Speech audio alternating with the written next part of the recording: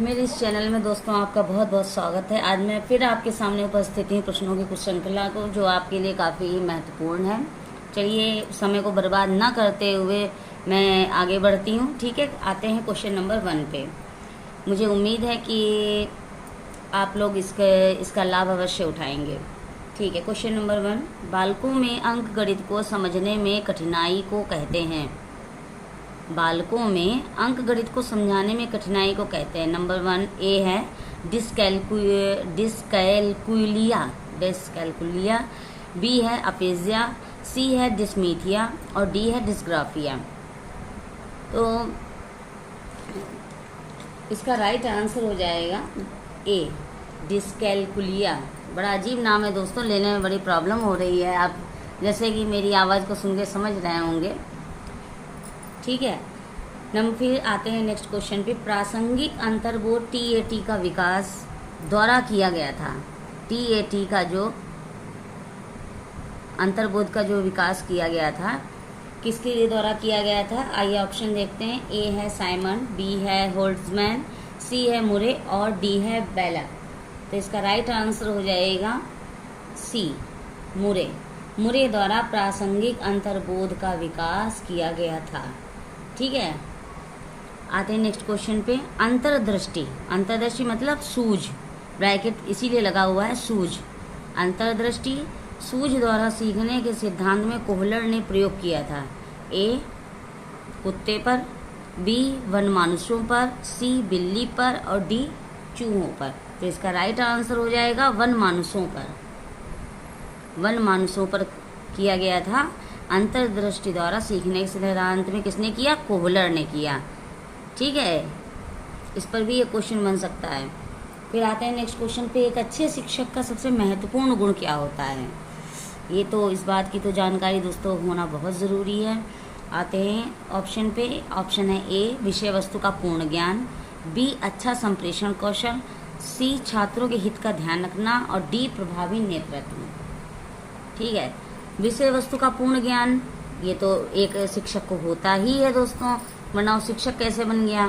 फिर सी है छात्रों के हित का ध्यान रखना, ये भी शिक्षक अपना फर्ज को पहचानते ही हैं। फिर प्रभावी नेतृत्व कैसे हो सकता है? वो इसलिए नहीं हो सकता है कि हमें नेतृत्व करने की क्या ज़रूरत है। बच्चों को पढ़ाने के लिए, एक अच्छे शिक्षक को बनने के लिए हमें नेतृत्व एक तो हो, ऊपर से प्रभावी हो। ये तो गलत बात है ना। इसका राइट आंसर हो जाएगा अच्छा संप्रेषण कौशल। मतलब हमारे शिक्षक और छात्र के बीच में जो कम्युनिटी सिस्टम मतलब वो होती है वो अच्छी होनी चाहिए। ना बच्चे के अंदर टीचर को लेकर कोई संकोच होना चाहिए और ना ही टीचर को बच्चों के अंदर। उसे बिल्कुल कहते हैं ना फेयर एंड फाइन सिलेक्शन होना चाहिए। बिल्कुल भी भेदभाव रहित होना चाहिए टीचर को भी। ठीक है, आइए नेक्स्ट क्वेश्चन पे। स्टेनले हॉल के अनुसार अधिक तनाव और तूफान की अवस्था है। देखिए दोस्तों, ये क्वेश्चन मैं जब से आपसे पढ़ा रही हूँ तब से मुझे लग रहा है ये दूसरी तीसरी बार क्वेश्चन मैं आपके सामने लेके आया। इसको देखने से आप समझ गए होंगे कि ये क्वेश्चन कितना इम्पोर्टेंट है। ठीक है, इसके ऊपर कई क्वेश्चन बन सकते हैं। ये तनाव तूफान की अवस्था कौन सी है, इसके ऊपर काम किसने किया है ना, इसकी एज क्या है, इस तरीके से क्वेश्चन बन सकते हैं। ए है प्रौढ़ावस्था, बी बाल्यावस्था, सी किशोरावस्था है और डी शैशव काल है। तो इसका राइट आंसर हो जाएगा किशोरावस्था। ठीक है, तनाव तूफान की अवस्था किशोरावस्था। इस उम्र में कुछ ज़्यादा ही तनाव तूफान उमड़ पड़ते हैं। ठीक है, फिर 6 क्वेश्चन पे आते हैं। विकास की किस अवस्था में बुद्धि का अधिकतम विकास होता है? ये भी क्वेश्चन बहुत अच्छा है, देखिए इसको। ए है ऑप्शन बाल्यावस्था, बी शैशवावस्था, सी किशोरावस्था, डी प्रौढ़ावस्था। तो इसका राइट आंसर हो जाएगा सी किशोरावस्था। विकास की किस अवस्था में बुद्धि का अधिकतम विकास होता है? तो इसका राइट आंसर है किशोरावस्था। वो इसलिए क्योंकि इस उम्र में सबसे ज़्यादा इसी में हो जाता है। ठीक है, इसमें बुद्धि का विकास काफ़ी हद तक हो जाता है। फिर क्वेश्चन 7 पे। मनोविज्ञान का शिक्षा के क्षेत्र में सबसे बड़ा योगदान है। ए है विषय केंद्रित शिक्षा, बी शिक्षक केंद्रित शिक्षा, सी क्रिया केंद्रित शिक्षा और डी है बाल केंद्रित शिक्षा।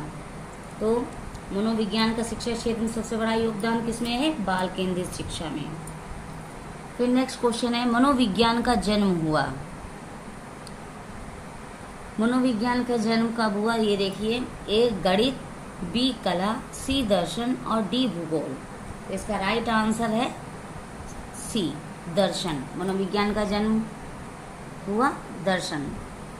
फिर नेक्स्ट क्वेश्चन है एमिल किसकी रचना है। एमिल किसकी रचना है। ए अरस्तु, बी प्लेटो, सी रूसो, डी मन। तो इसका राइट आंसर हो जाएगा दोस्तों रूसो। एमिल किसकी रचना है, रूसो की। बहुत ही अच्छा क्वेश्चन बनाया गया है। फिर नेक्स्ट क्वेश्चन पे आते हैं, अधिगम में प्रभाव का नियम दिया था। अधिगम का जो था ने प्रभाव दिया गया था डैश डैश। ए पाब्लो, बी स्किनर, सी वाटसन और डी थॉर्नडाइक। तो इसका राइट आंसर हो जाएगा थॉर्नडाइक। अधिगम में थॉर्नडाइक ने प्रभाव का नियम दिया था। प्रभाव का नियम किसने दिया, थॉर्नडाइक ने। रिपीट करेंगे दोस्तों, याद रहेगा सब कुछ आपको। फिर क्वेश्चन नंबर 11, विकासवादी सिद्धांत का समर्थक था।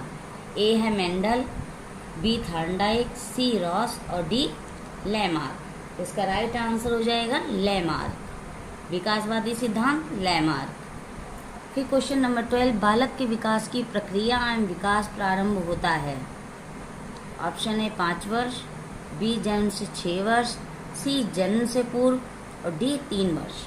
तो इसका राइट आंसर हो जाएगा जन्म से पूर्व। बालक के विकास की प्रक्रिया एवं विकास प्रारंभ होता है। ये भी इसमें दोस्तों थोड़ा सा माइंड लगाइए।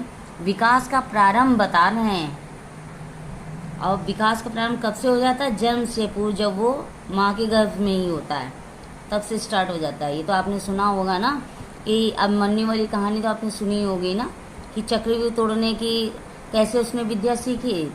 घुसने की सीखी थी पर बाहर निकलने की, चक्रव्यूह से बाहर निकलने की उसने नहीं सीख पाई थी।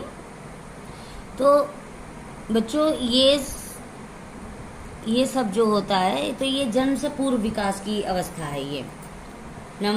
फिर क्वेश्चन नंबर 13, सांख्यिकी में वह रेखाचित्र जिसमें आवृत्तियों को स्तंभों द्वारा प्रदर्शित किया जाता कहलाता है।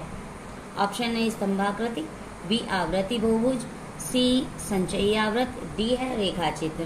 तो इसका राइट आंसर हो जाएगा स्तंभाकृति। फिर नेक्स्ट क्वेश्चन पे आते हैं, अनुभव द्वारा व्यवहार में परिवर्तन कहलाता है। अनुभव हो तो फिर हमारे व्यवहार में परिवर्तन क्या कहलाता है।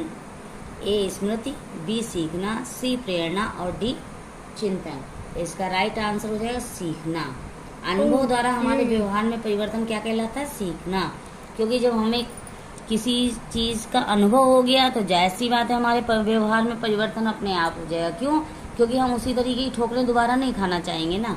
फिर नेक्स्ट क्वेश्चन पे आते हैं, जन्म से मृत्यु तक चलने वाली प्रक्रिया है।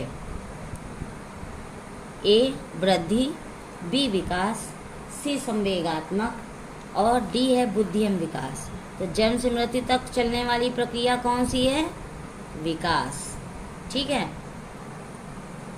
तो दोस्तों आज के लिए इतना ही रखते हैं। मुझे उम्मीद है आपको ये क्वेश्चन पसंद आए होंगे और मैं बस यही कहना चाहूँगी कि आप जो भी प्रिपरेशन करते हैं उसमें मैं थोड़ा बहुत आपका सहयोग कर रही हूँ और मुझे उम्मीद भी है कि आपको अच्छे लगते होंगे और आप इनसे लाभ उठाते होंगे। ठीक है, ओके, बाय बाय दोस्तों।